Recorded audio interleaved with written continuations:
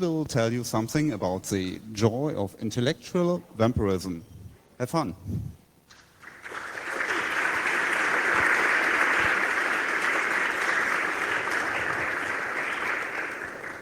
Yeah, thank you. I hope I'm loud enough. Thank you, Jochen. Okay, the joy of intellectual vampirism. I'll try to tell you what... Louder? Okay, I will try to talk louder. The joy of intellectual vampirism, and I will try to tell you what this is about. And when I was holding my last major talk at the 26C3, it was about the collective mindset of the internet. I got some criticism of not talking much about myself and not introducing myself to the crowd and the audience and telling what I'm doing all day and all that. And that was quite a conscious decision, I would say. And well, as my favorite topic is the collective mindset of the internet, I must also admit that this is, of course, a very collective effort, or at least what you're seeing here is the very result of it. And well, so I can't really take all the credit of this talk. Well, I could perhaps take the credit for connecting the dots and taking the adrenaline of, well, giving the presentation and all that. But basically, there were quite some people involved there. And I feel that this talk is just possible because there was a shared context with other people, and there was the sharing of ideas. And when you share ideas, they don't go away or something, you copy them, and they come back to you in a modified form, which is enriching. So this is a special thanks to all the people who, well, who took the time to listen to this and give feedback, input, and wouldn't have been without you. I mean, you know who you are. Well, since this is a HackerCon, it's always a bit hard to talk about communication to a bunch of hackers. I mean, you're pretty good at it. But, I mean, this all comes from humankind, and humankind is very good at, pardon me? It's very good at communication.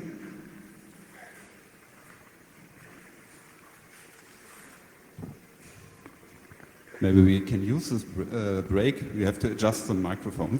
Yes, please.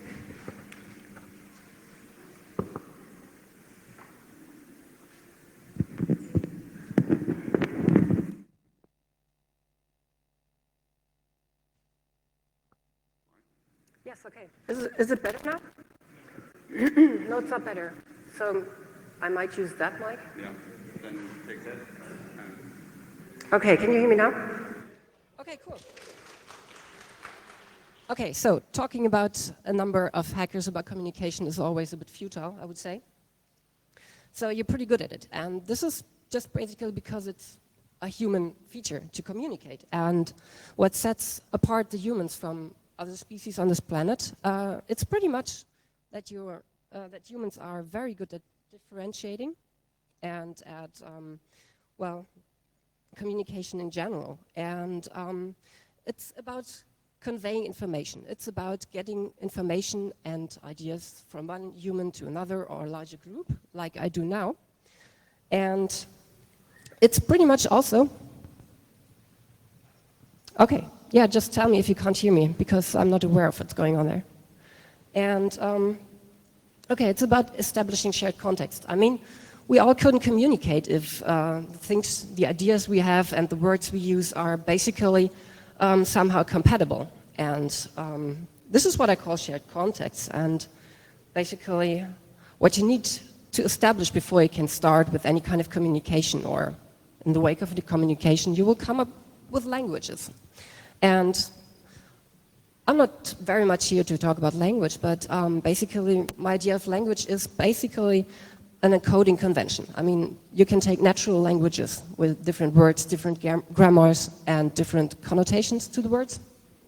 And you can take, you can also take programming languages, synthetic languages to that. Basically, it's just an encoding convention which facilitates us to share information and, well, basically know what the other people are talking about. And talking about channels. This is basically an obvious thing to human beings. I mean, we've got inputs and outputs, like we've got our eyes and, well, basically our senses, our eyes, our ears, our skin, and so this is basically the senses we have, but there's pretty much more to it if you add the language and encoding to it. Then you will come to the much more abstract and not so obvious channels. I mean, in the wake of, well, human evolution, we started out with writing, and we started out with inventing the book printing, and we started out, we went on with radio, and we went on with television, and now it's the internet. So there's an explosion of channels where we actually can communicate, and they've got all very different properties. To give you an example of it, I mean, when you're in a face-to-face communication, it's pretty much a thing we do every time, but there's one thing that some of us maybe lack, and that's a perfect memory, for example. But since most of you have started out using electronic communication like Jabber or email or other channels, you suddenly emerge with a feature like logging. So you can go back a day or 2 or 3 or whatever and see, hey, what have you been talking about? So basically there's lots of new channels coming to us with the wake of the internet, and they've got some very new properties. I think this is too... Okay, sorry?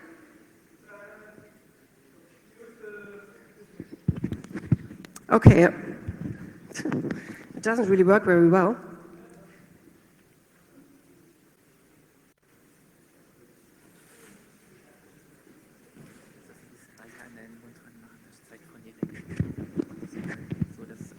Harold, what is it?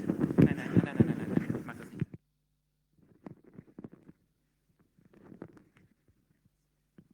Oh, thank you.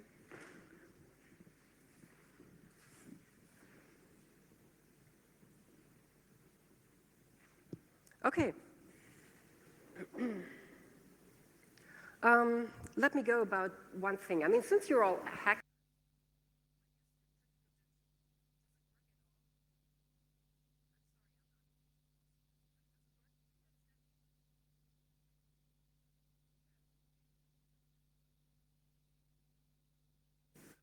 Okay, I will try this one again. Can you make me a bit louder? Okay, it goes. So since you're all hackers, I mean, I'll try. Since you're all hackers, I mean, you're good at communication, so one little survey would maybe nice. I mean, since electronic communication is so freakingly efficient, I'm just wondering how many of you have like at least 10 regular contacts a day with people over Jabber, over email or so. I mean, that should be pretty much anyone. I mean, come on, 10 people a day. You all can do that.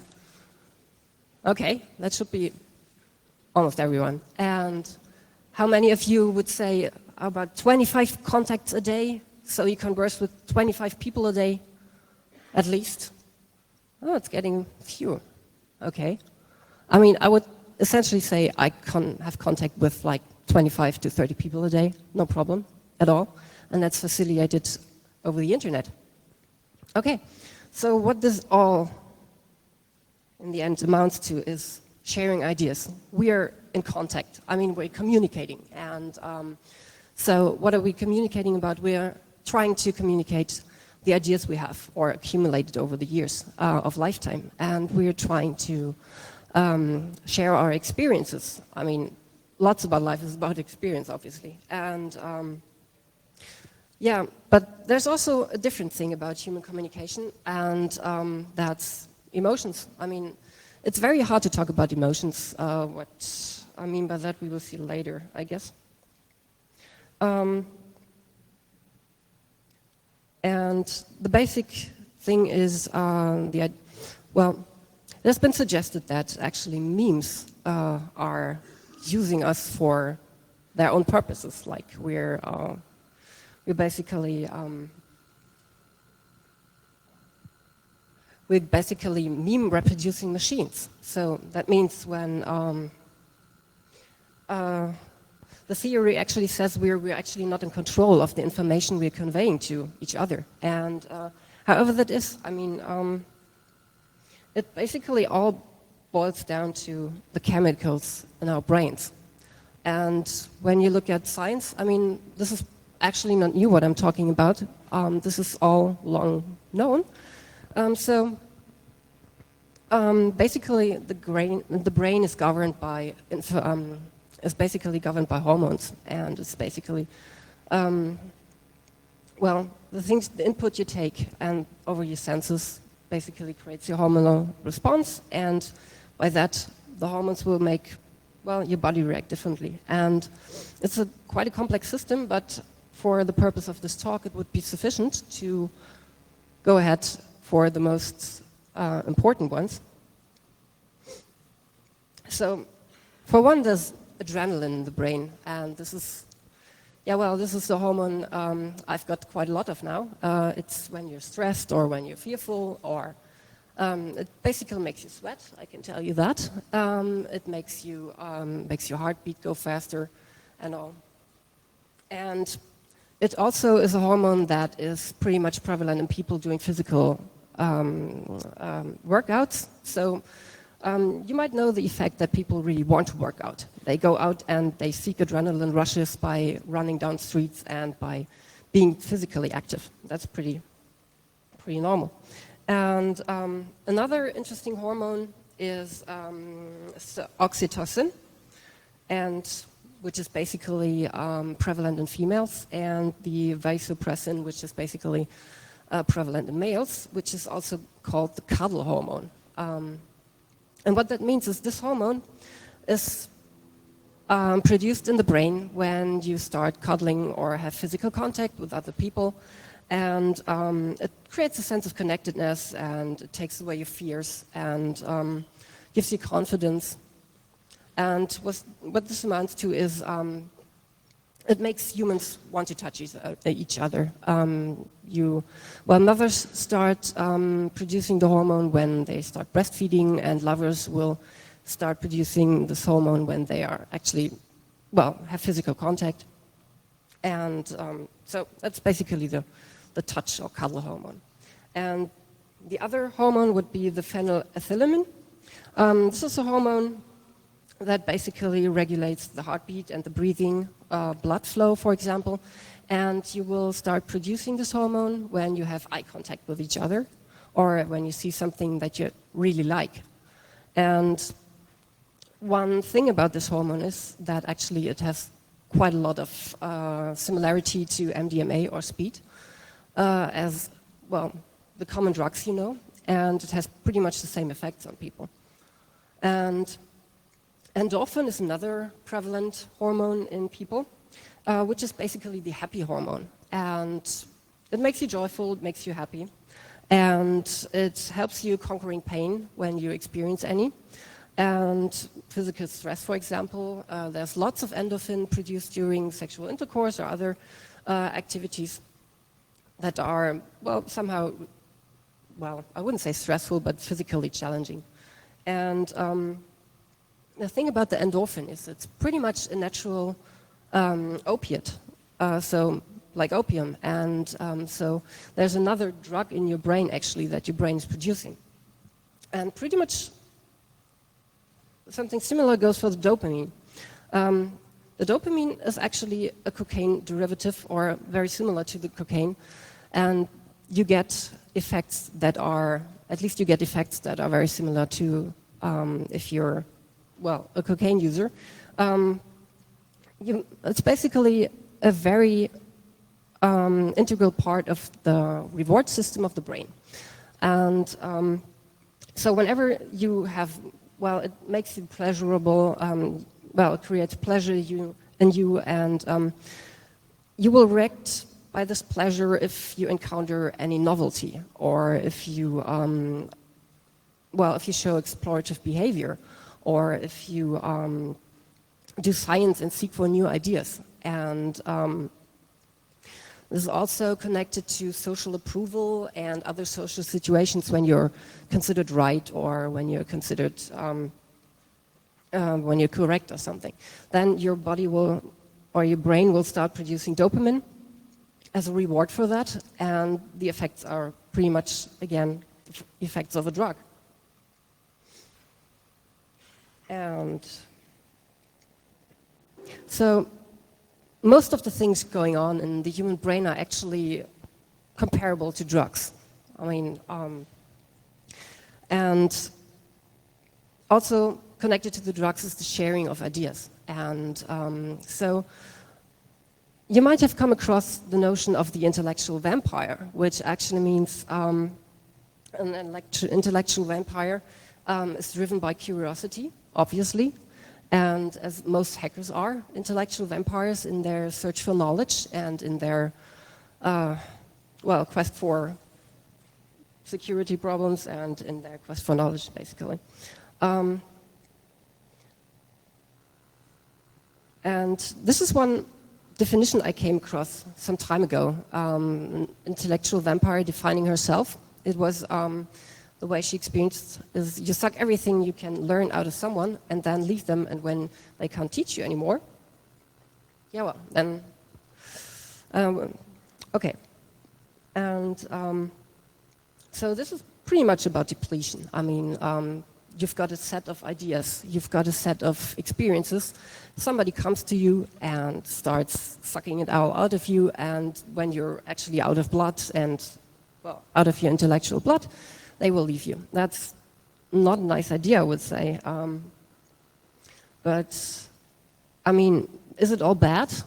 And there's one popular culture reference in True Blood that actually makes for a much, much nicer outlook onto the whole thing. I mean, I guess most of you know True Blood. I mean, the idea behind that was conveyed in True Blood was that it's not necessarily bad for somebody who's been sucked by a vampire, because there might be sexual pleasure to it, and because it's connected to sexual pleasure, and so. Wait a second. Okay. So actually, I would argue that this isn't all bad. And so what came up with the intellectual vampire, if you think about intellectual vampires, it isn't all bad when somebody gets all your ideas. I mean, the good thing about ideas is you can copy them pretty much freely. There's no problem. They are not gone like your blood. And so the question that comes here is, if there are intellectual vampires, I mean, then who are the intellectual fangbangers? And the intellectual fangbangers I have seen so far, they pretty much are enthusiastic about sharing ideas. And they're enthusiastic about dealing with things they like. And they like talking in front of big audiences, and they like teaching or sharing. And I mean, I would like to do another little survey. I mean, who of you has taught in front of a class, for example? Or, wow, that's almost 60, 70% of you? That's quite a lot. On the other hand, who of you has given a workshop, for example, with a small group of people? That's even more. Okay, that's quite something. So, and who of you has actually had quite some pleasure in doing so? Not quite as many. So this is basically what I mean by intellectual fangbangers. I mean, it's totally enjoyable to share your ideas. It's totally enjoyable to see them being, well, to observe how they're being processed by others and how they are reflected back to you in some modified form. And, well, while the neurobiology of intellectual vampires is actually quite well understood with scientific tests and the search for novelty is pretty much in the human brain. This part of the intellectual fangbanger, it's not so very well understood actually. Might be a good research opportunity, but in the end, it all boils down to the hormones again. So what you apply to intellectual vampires with the search for novelty and so on also applies to intellectual fangbangers. What you get by sharing an idea is a somehow modified version of the idea back at you after some time, after it's been processed. And what you also do is when you start conversing with people, you will start generating a different mindset on a shared context, meaning that from a shared context, things will be shed in a new light. You can start out thinking about an idea, for example, and you will have your knowledge, you will have your experience and your ideas about it. And whenever you start going to somebody else and talking about it, their context and their ideas will be added to it if you do it properly. And so suddenly all your ideas will become, well, they get a different meaning. And you get away from universal truth and you will get to relative truth. And suddenly you will see that things change and that new ideas emerge from just talking about them and just getting into a conversation about it. And so the idea of the intellectual fangbanger is probably summed up by this tweet I got. So intellectual fangbangers are people who hook up with hello, people who hook up with intellectual vampires and take pleasure in mind-fucking them, like sharing ideas, and enjoy emerging new thoughts from shared contexts.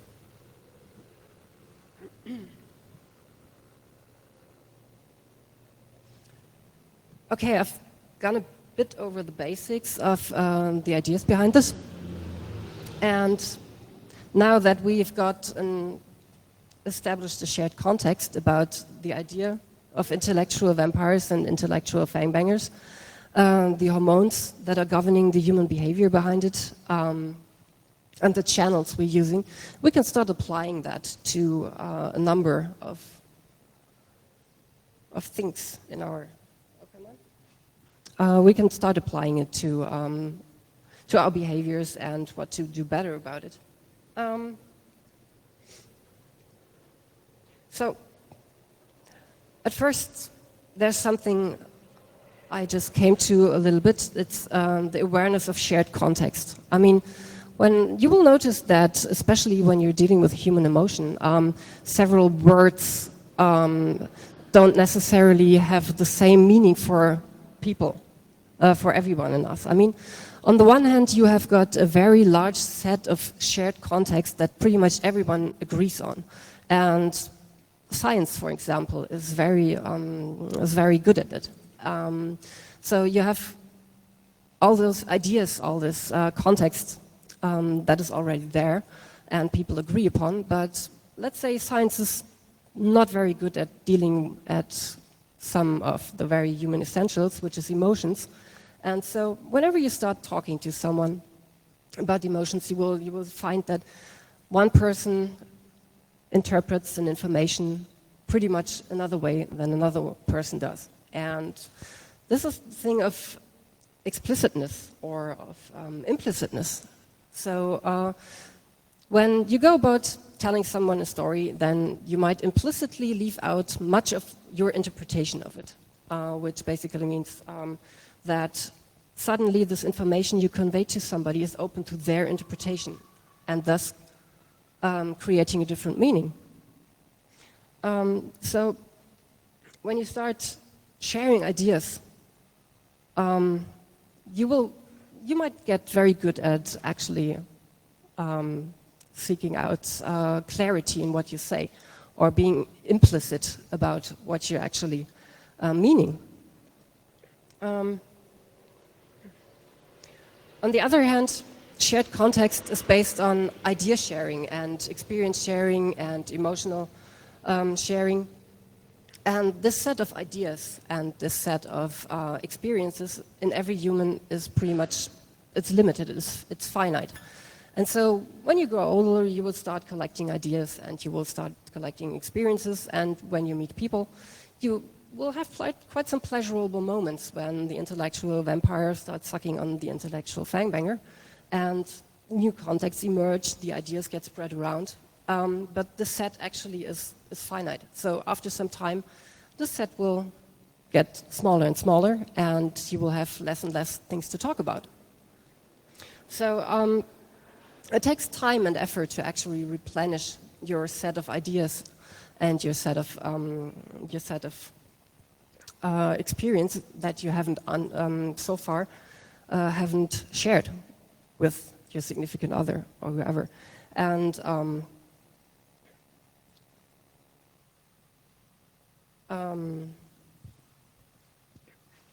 what it boils down to a bit is a question of no, I will have to skip on that part. I'm sorry about that.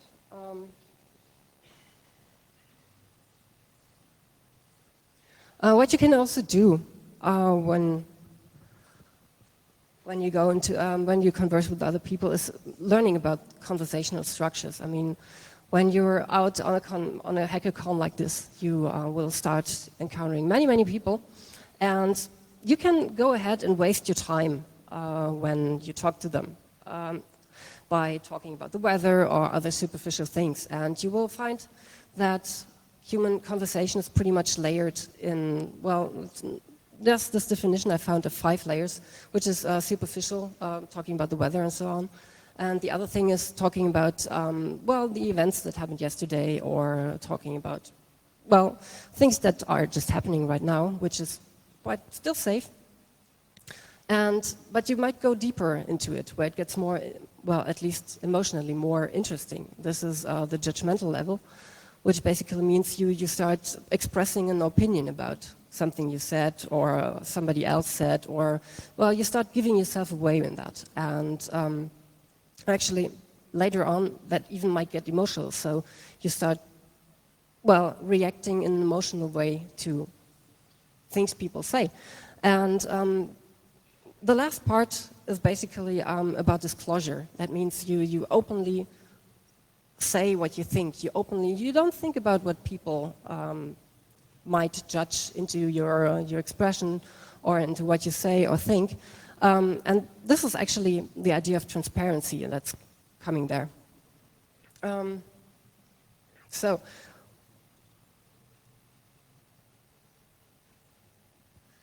when you arrive on that lower level, on that deepest level of actual disclosure, you will, in the end, you will find that you get vulnerable. And this is why people don't start out on an emotional level or even deeper level of disclosing themselves. So you've got all those layers on top of you, but maybe you will be able to skip the first 1 or 2 layers and go straight to emotional or, well, or maybe judgmental talk. So this will actually make you convey more information and not waste your time with, well, chit-chat. And what you can also do is be very, very explicit about what you talk to people about. I mean, when you're having conversation, you will use certain words or certain idioms that might be connected to a meaning. Then the other person might interpret it in their context and actually receive a different information than the information you try to convey. So whenever that occurs, try to be explicit about it. I mean, just say what you were thinking or what you were meaning, and, well, it actually helps with understanding. What you can also do is optimize your channel usage. I mean, that means all the different channels we're using, they are kind of unique in their features. I mean, we've got face-to-face conversation, which has quite some interesting features like we can see each other, we can have eye contact, we can smell each other, we can see the body language. So when you go into another channel, like for example a Jabber talk, you have different features. You have textual communication. It can be asynchronous, so you don't have to respond directly. And you suddenly have a memory that's going back over years and all your conversations you had. So you can pick up on topics and keep the conversation flowing. And so it's a good thing to become aware of what channels you use, be it email, Jabber, or LinkedIn, or what other channels you use for communication. And there's specific properties, and to use them better to whatever you want to communicate.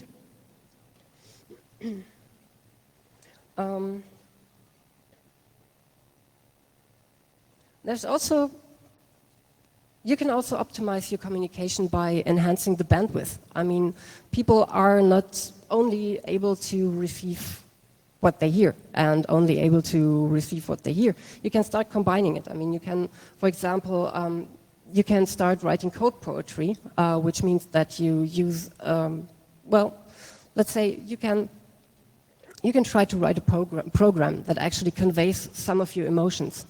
So start connecting channels that haven't been linked so far. What you can also learn from the IV or IFB thinking is that whenever you think about human relations and human relationships, it might come across as a hormone thing and as just hormone addiction. But in the end, you can learn about that and try to influence it. And when you're in a relation and you start perceiving it as some kind of drug addiction, you might encounter situations where all the effects wear off of your drug addiction. Like you have withdrawal symptoms when you don't see each other, or when you don't talk a lot, like in IV-IFP connections. And so,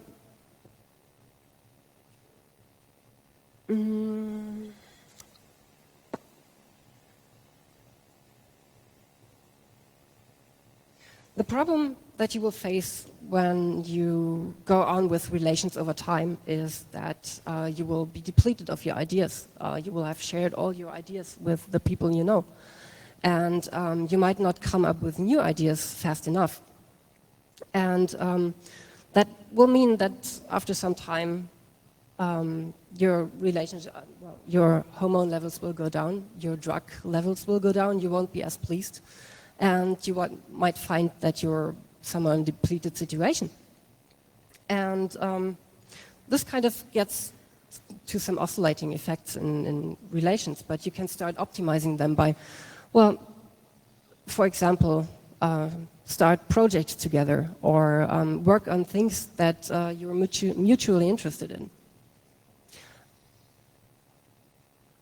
And when you work on ideas, or when you try to get new ideas,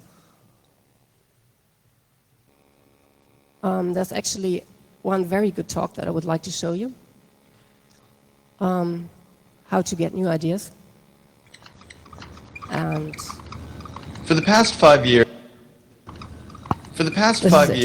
I've been investigating this question of where good ideas come from. It's the kind of problem I think all of us are intrinsically interested in. We want to be more creative. We want to come up with better ideas. We want our organizations to be more innovative. I've looked at this problem from an environmental perspective. What are the spaces that have historically led to unusual rates of creativity and innovation? And what I've found in all of these systems, there are these recurring patterns that you see again and again that are crucial to creating environments that are unusually innovative. One pattern I call the slow hunch, that breakthrough ideas almost never come in a moment of great insight, in a sudden stroke of inspiration. Most important ideas take a long time to evolve, and they spend a long time dormant in the background. It isn't until the idea has had 2 or 3 years, sometimes 10 or 20 years to mature, that it suddenly becomes accessible to you and useful to you in a certain way. And this is partially because good ideas normally come from the collision between smaller hunches so that they form something bigger than themselves. So you see a lot in the history of innovation, cases of someone who has half of an idea. There's a great story about the invention of the World Wide Web and Tim Berners-Lee. This is a project that Berners-Lee worked on for 10 years. But when he started, he didn't have a full vision for this new medium he was going to invent. He started working on one project as a side project to help him organize his own data. He scrapped that after a couple years, and he started working on another thing. And only after about 10 years did the full vision of the World Wide Web come into being. That is, more often than not, how ideas happen. They need time to incubate, and they spend a lot of time in this partial hunch form. The other thing that's important when you think about ideas this way is that when ideas take form in this hunch state, they need to collide with other hunches. Oftentimes, the thing that turns a hunch into a real breakthrough is another hunch that's lurking in somebody else's mind.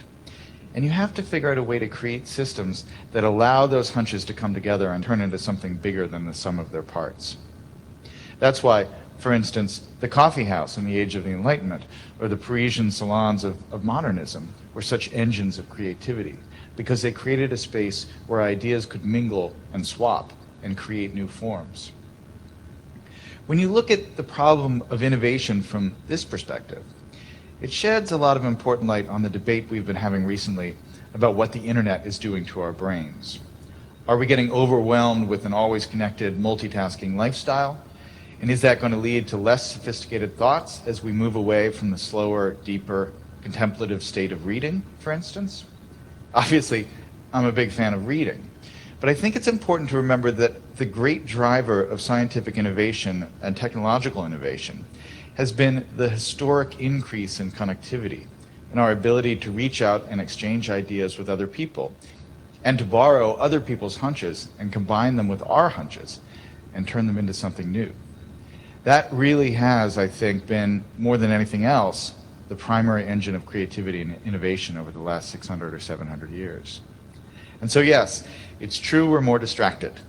But what has happened that is really miraculous and marvelous over the last 15 years is that we have so many new ways to connect and so many new ways to reach out and find other people who have that missing piece that will complete the idea we're working on, or to stumble serendipitously across some amazing new piece of information that we can use to build and improve our own ideas. That's the real lesson of where good ideas come from, that chance favors the connected mind. Yeah, Stephen Johnson. Okay, whatever you make of this, I mean, you might take on this intellectual vampire, intellectual fangbanger approach to thinking about human relations, and also you might adapt thinking about human relations in terms of drug addiction by the means of your own endocrine system. And this is pretty much, when you decide going into this, you will give up certain things about, well, whatever you think about the way the world works. It's, for one, you will give up the idea of the universal truth, that there's some truth out there that everybody will agree on in some time. But no, it's more about shared context and different ways of approaching things and seeing things and interpreting things. And what you also give up is some romanticism about how love and human relations work. I mean, there's quite some, well, attractiveness in the unknown and the unknowable, but this might turn you over into something that you can actually understand, and something that you can actually work with, and something that you can start optimizing to get the most kick out of it.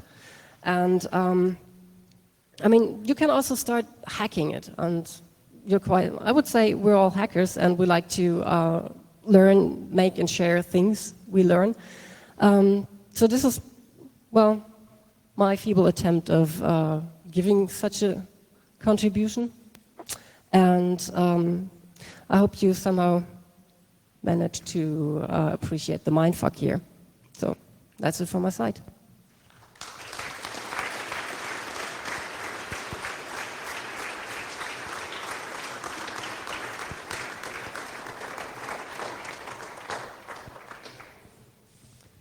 Okay, we of course have some time for questions. So if you would come forward to the angel with the mic, I would be happy to take some questions. Also some questions.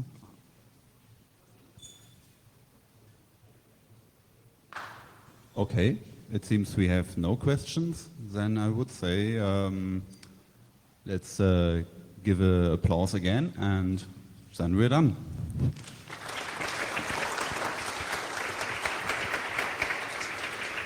Okay, thank you.